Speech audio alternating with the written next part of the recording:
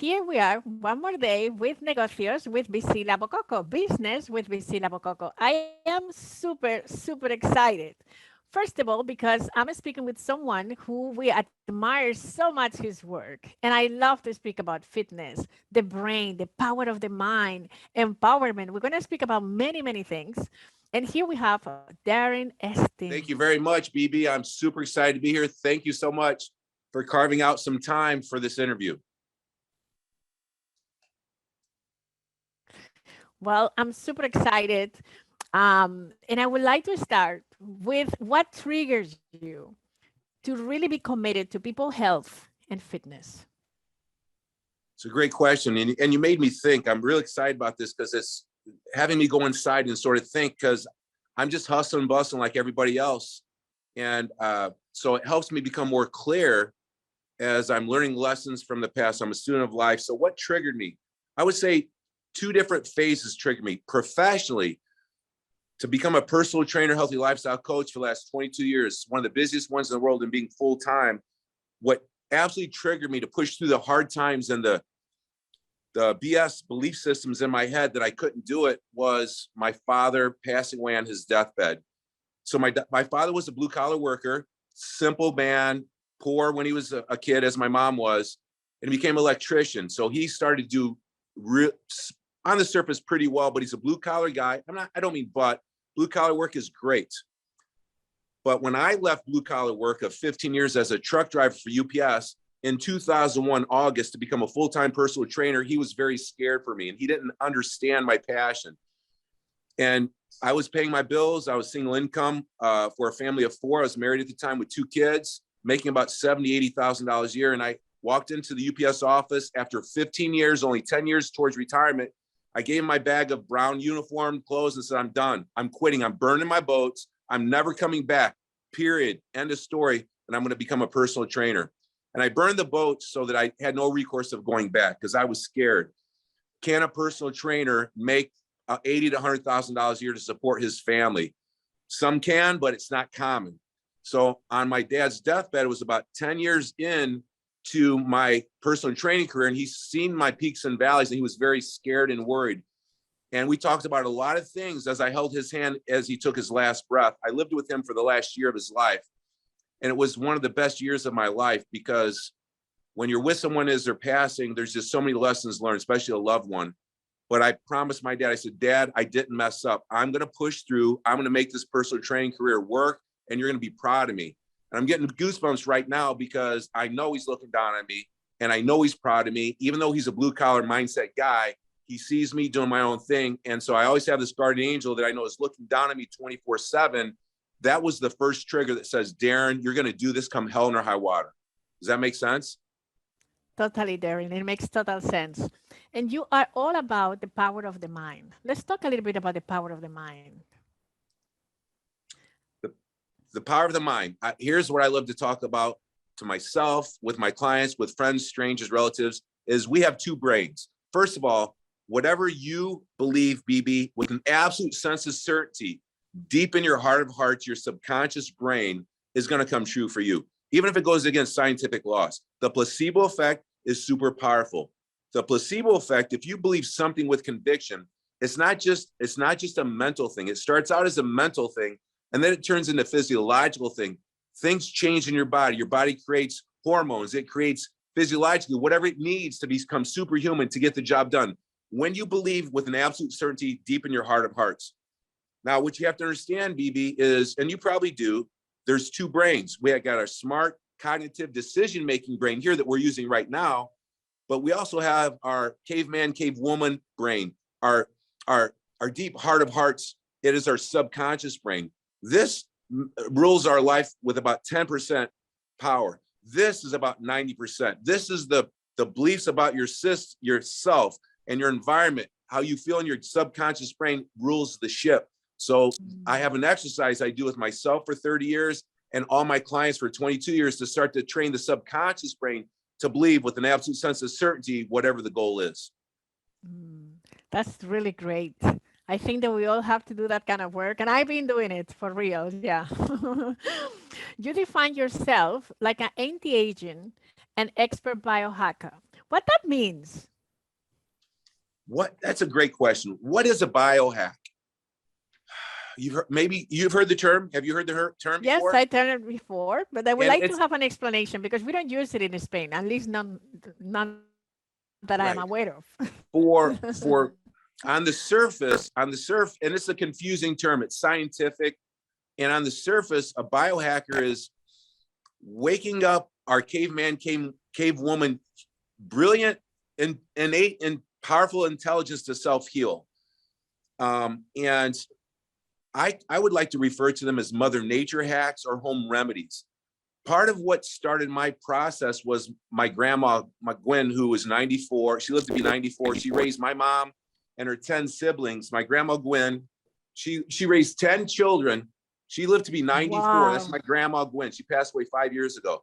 She raised my mom Wow. and 10 siblings, Wow. dirt poor, in a 3-room shack, 3 rooms, not bedrooms, 10 kids in a 3-room house with no running water, no electricity in the woods of Kentucky. And they were dirt poor, but they didn't know it.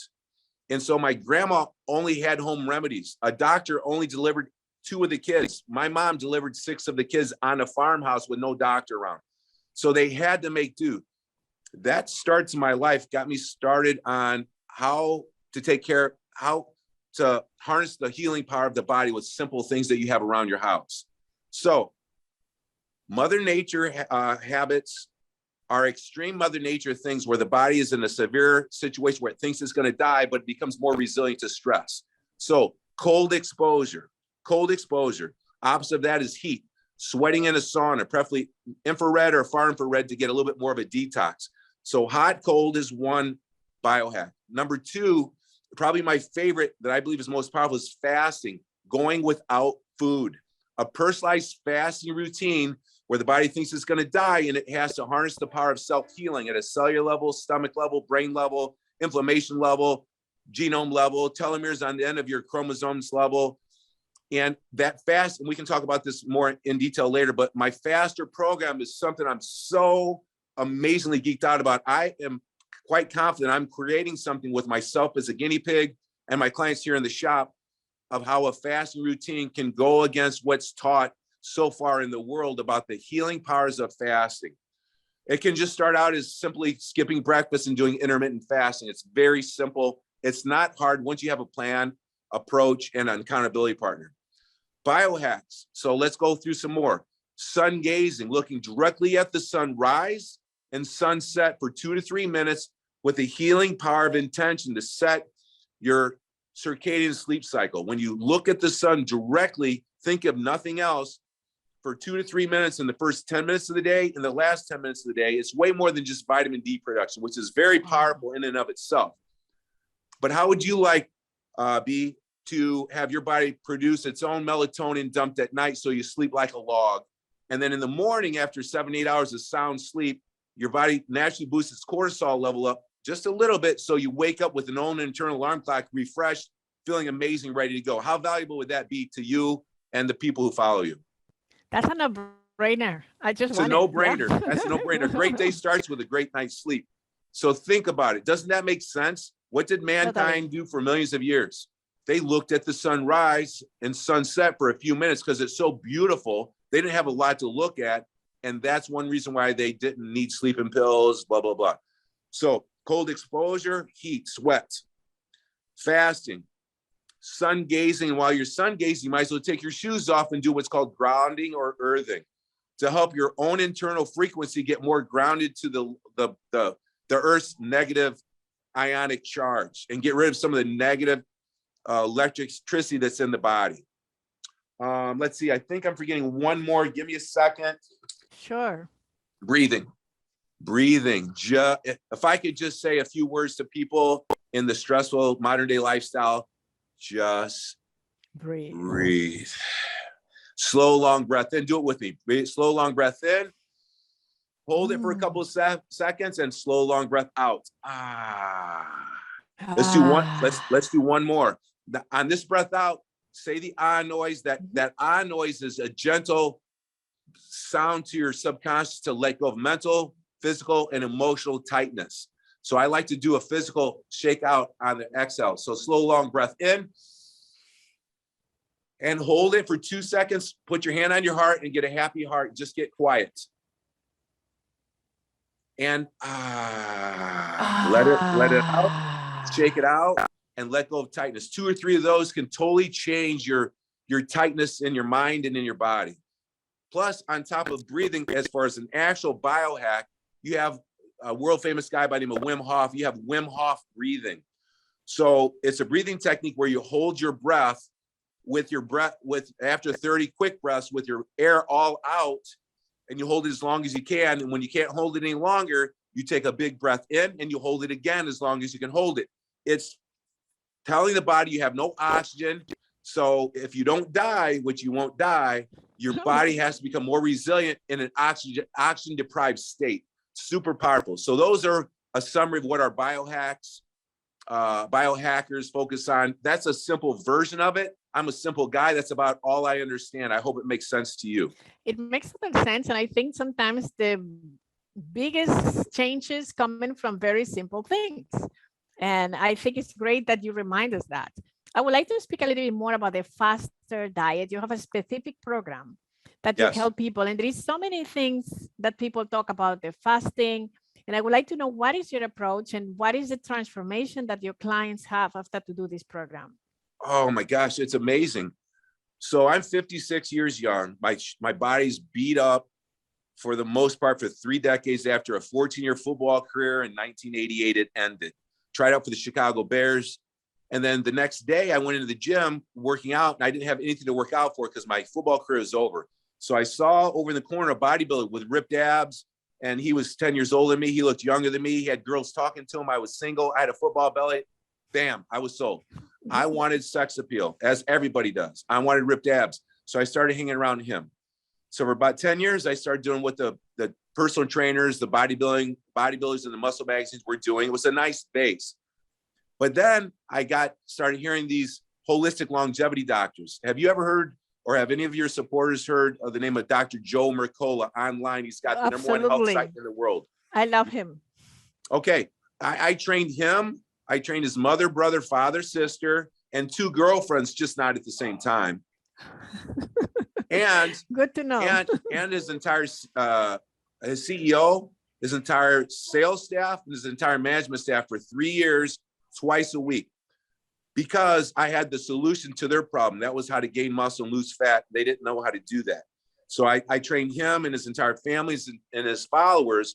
I have 50 million views on YouTube through his channel. I got about 20 million views on my own.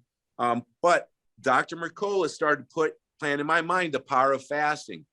That goes very much opposite of what athletes and personal trainers are doing. They're eating for fuel. So after about 2 years of training Dr. Mercola, I says, I don't believe in fasting because athletes usually don't. That's what I was taught. But why don't I give it a try? Why don't I just try it? So very simple. Fasting may start out as skipping breakfast and eating your meals between noon and 8, intermittent fasting. It's very simple. So I started doing that, and I started feeling benefits from it for my brain, for my inflamed joints, my sore joints, and my restrictions. Started to feel better. That started my belief and my path on fasting. Now, fast forward 3 or 4 years later, I'm training clients in my studio here. I'm a big fan of it, and I've evolved my fasting to be once a month, 2 to 4 days with water only. Mm-hmm. And when you do that, and anybody can work towards that, it's a slow progress. Once a month, if you've never fasted, I would have you do a day and a half. It'd be easy. If you stay busy, use water for appetite suppressant, use a couple of supplements, Himalayan sea salt in your gallon of water. It's really easy. And you feel immediate benefits of intense, improved clarity and focus and productivity. You feel like you're bulletproof. Your days are 4 hours longer. You don't need as much sleep. And my joints started clearing up, and like I could throw a baseball overhand for the first time in 20 years. That's how I knew it brought the inflammation down. So if you know you're doing something natural and holistic for the body to bring the inflammation down naturally to make a joint feel way better, it's helping your organs bring down inflammation. And inflammation most likely is the root cause of all disease and dying prematurely. Here's the bottom line, B. Most people are living too short and dying too long, and it's unnecessary. I'm going to say it again because that line scares the hell out of people, and it should.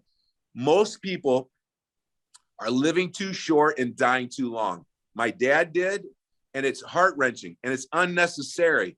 If we can get inside people's minds to make them believe that they can change their body a lot and their health a lot quicker than they believe with these health hacks, these simple things I've been utilizing and teaching, we can save a lot of people's lives. We really can. And so for the last 2 years, I've been using myself and my clients as guinea pigs to use little tweaks, tips, and altering things to progress the fasting program. And I have one client for 2 years that is my ultimate fasting guinea pig, that we did something that goes against the grain of what every professional has always said in my life. And that is, you should not work out in a fasted state. But what I did was I developed a high quality essential amino acid product with CBD in it. And I started doing little tricks like eating a little handful of cornflakes before the workout. And we started working out a couple clients intensely to failure in a fasted state. We're monitoring their body fat percentage, their muscle mass, their fat weight. We're monitoring their inflammation. We're monitoring their visceral fat. We're monitoring their productivity. And what we started to find was a couple of clients that I was pushing that asked me to do it. They could work out intensity to failure in a fasted state, and their workouts actually got better. Their performance was better. So I went against the grain of because of what the professors have been teaching. And so what I believe is the fast or diet is a progression of fasting, working out intensely. When I say intensely, I don't want to scare you or your clients. My mom just passed away. She was 81. She worked out intensely. It is slow, super slow repetition speed with lightweight mind-muscle connection. It's not like a CrossFit, going to the free weight area and throwing a bunch of heavy weight on. It's lightweight. It's very safe. So whenever I say workout intensity, don't get scared. You can do it. Your 70, 80-year-old followers can do it. Anybody can do it. So I am so excited, as I believe fasting may be the #1 biohack, Mother Nature hack in the world, to utilize that approach with myself, my clients, and anybody who wants to, follow me. And nutrition-wise, what is what you recommend your clients? Are you a carb friend or carbophobic? I mean, Yeah. Are you in the caveman thing, keto?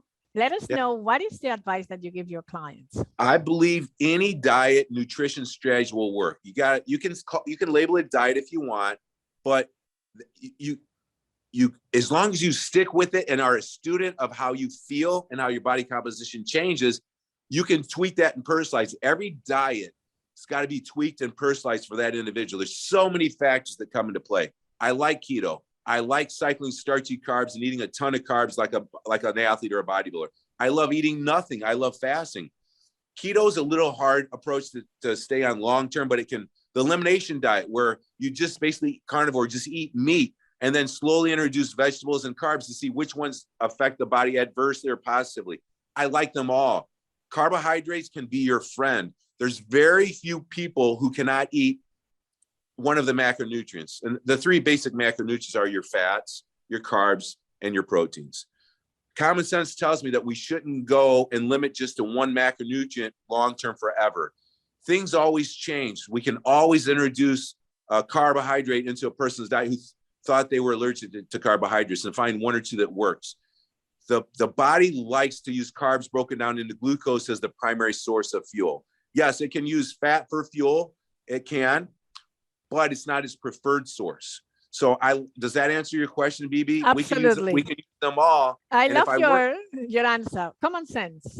I love it. If I worked with you or your parents or your family or your followers, I could come up with a personalized plan by just listening to the feedback of what they're feeling through the diet that they're presently on, and evolve it and go forward and create their best nutrition plan. You have trained an amazing number of individuals and families, and some of them very, very famous. And I would like to know, what is the secret of your success? And if you could share with us a success story of somebody who might be a celebrity or somebody well-known in the business community that you are allowed to just share with us. That's great. Great question. So I am a one-on-one 12-week transformation trainer. Most of my clients see me for an hour and a half because we got to warm them up. We got to work them thoroughly, and we got to stretch them out and calm them down. It's an hour and a half process. I've been doing it full time for 22 years. I've had over 1,200 people invest in my higher than average cost program. It's not a cost, it's an investment. I've had 45,000 workouts in here with clients, 30,000 for myself that I'm still a student of the game. So I've had 75,000-ish workouts that I've passionately been a student of the game, listening to feedback. I've learned a lot. They say 10,000 hours makes you a good pro. I'm 75,000 hours in and I'm still learning. So there's lots of lessons learned there. I'm proud to say that it's about $4.5 million of income from one-on-one personal training sessions that I sold and serviced by myself. So in 2001, when I became a full-time trainer at Lifetime Fitness here in Chicago and left a 15-year career of a UPS truck driver, within 6 months, I became the busiest, most successful trainer the company had ever seen. That blew my mind. I stayed the number one income earning trainer, and they were the fastest growing fitness company in the world. They had about 2,000 trainers in about 60 facilities. So I guess, I'm just guessing, why was I successful? I'm guessing that they look at me and they say, this guy's role modeling it. You know, he looks great. Number two is my confidence that I have a complete program that I can answer all your questions and you just follow me and clear your head, and the simplicity and the time efficiency of the plan. And number three, I would say my people skills, just common sense people skills. I don't get too close and make you feel uncomfortable. And I think that's how I got started to be a very busy trainer in 2001. I'm just guessing. And then within 2 months, 3 months, I had my first client success story, Carol Feldner. And I gained my confidence. Everybody on the floor at Lifetime Fitness, there was 10,000 members here in Chicago. They saw my intense diligence of walking with the sense of certainty in between clients, my assertiveness of when I'm training you, it's me and you for 90 minutes. Nothing is in my way. It's me and you. And they're watching me train the people in there on the floor at Lifetime Fitness. And I'm in a fishbowl. So are they going to hire me, the trainer they see doing that, or are they going to hire the trainer that's slumped over in the corner on the cell phone? You, for sure. Yep. So I believe that's one of the secrets to my success. And then client success stories. Carol told 2 people, or Carol didn't have to tell anybody. When someone does my 12-week program and they look and feel 10 years younger in 12 weeks, people are like, what are you doing? And the clients say, I'm training with Darin. So it's just referral, word of mouth, the best form of advertisement in the world. That's true. Do you believe that people can defy aging? You are, definitely. But it's something of mindset, or it requires something else? It's both. You know that. You know, how can you do a better job of this? You hang around someone that you're excited is doing it themselves. So maybe you should hang around me a little bit more, or other people that are doing it, even if it's just a Zoom once a month for 10 minutes. So you hang around someone that is doing what you want to, where you want to go. How much is mindset? We all have a genetic code given to us by our family that says, you're probably supposed to get colon cancer at 50. So genetics in the past is thought to be like the only thing that mattered. But what we're finding out now is that what matters as much, if not more, is your lifestyle choices, your mindset. Is it negative? Is it positive?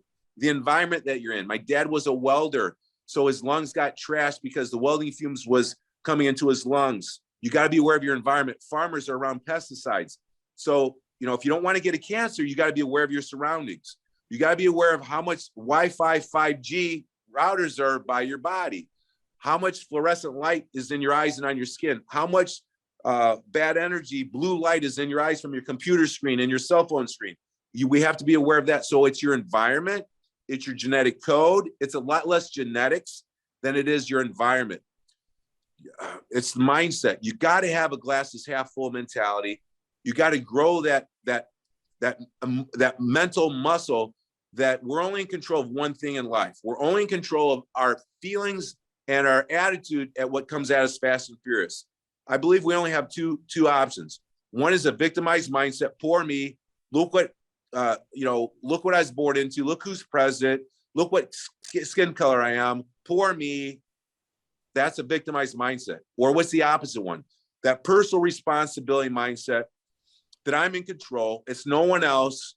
And the 10 most powerful 2-letter words in the world are, if it is to be, it is up to me. If it is to be, it is up to me. So gravitating and growing that mental muscle that of personal responsibility. I'm in control of this situation. I'm at my position in life because of thoughts, words, and actions that I've had in my own heart up to this point in my life, and I'm in control to change it. So we can change our genetic code way more than we thought in the past.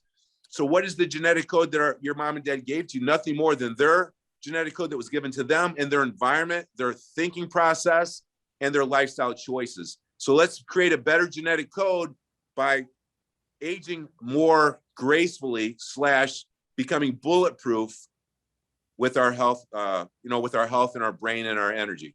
Beautiful. Let's talk about women empowerment, because you are a modern man, a man for the 21st century, supporting women. And I would like to know your views so you could share with our viewers. So what was the question again? How to support women, or why? Exactly. You are all about empowering women, young women, and you are committed to it like a mother, man, like a father. And I would like to know why is that and your commitment to it? Well, I'm guessing it's because I've had to raise the love of my life, my 2 daughters, without a mother. Their mother abandoned me and my daughters 7 years ago. And they were about the children, they're 26 and 23 now, doing amazing things in life. But that was 7-8 years ago. So they were 16 and 11.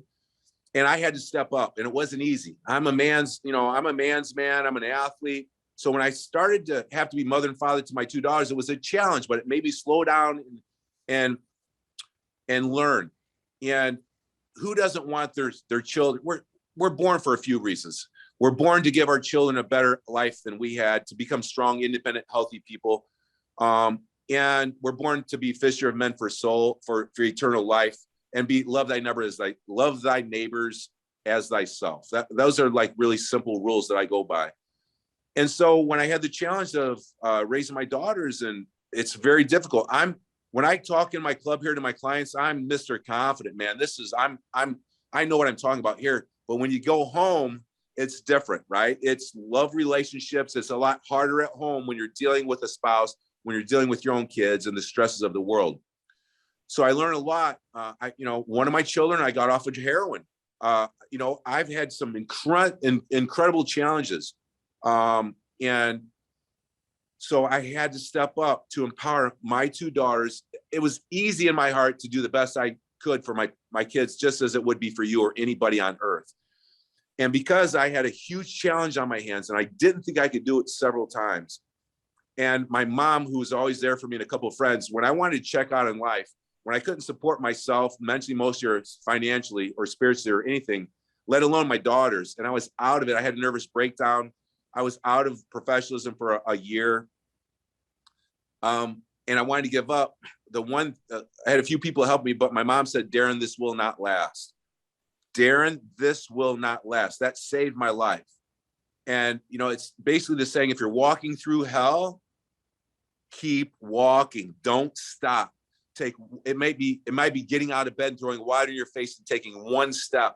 That is a victory. It was a victory for me a couple times. So once I got through that really bad spot in my life, and I started to get momentum and get the ability to support my daughters financially, mentally, emotionally, and they started to respect me again as they were getting older, then I learned a lot about how to get them to become adults and be self-sufficient, independent of any man, woman. And because we know that in this life, it's got to sort of stink if you're dependent on someone else for financial, for mental, emotional. It's just not a good situation. That's where people get taken advantage of. So that's sort of my story on why I got into supporting young women, because it hit so close home to me. Beautiful. Thank you for sharing that story. You're I welcome. value that a lot. And just to wrap up, I would like to know what advices you give to executives, entrepreneurs, and companies to take care of themselves, because we know that they need to be healthy to have healthy employees and be a role model. So what advices you will give them? It's very simple. I see it all the time. Here's my wish for every company is that the CEO and the upper management leads by example and creates a culture of feeling invested, so that like my assistant, your assistant, someone who sweeps the floor, all feels that they're going to financially be invested, that as the company does better, they will financially make gains in that area. But maybe more important than that, be respected to be on a team. And someone who sweeps the floor feels like they get acknowledged and they get respect, just like the CEO or the upper management. And here's my wish for every company, and that is that the leaders would lead by example and see how important this is, and create a culture so that everyone feels invested, and give them just a few simple tools to become healthy, strong, and independent, and live the dream. Just live a good life where they can feel self-sufficient. Because here's an epidemic problem, BB, and that is people are running ragged. A lot of entrepreneurs are being ragged. Everyone's starting a business. You sort of got to start a side hustle, even if it's not a legitimate business. And then you're gung-ho and you're cramming square pegs to round holes, but you're doing whatever it takes. You're abusing coffee, caffeine, energy drinks, Red Bulls, Adderall, just to get through the day. Your nervous system's shocked. And when your business is done, you might get business done, but when your business is done, you have nothing for yourself or your family. So my wish is that people can not do that.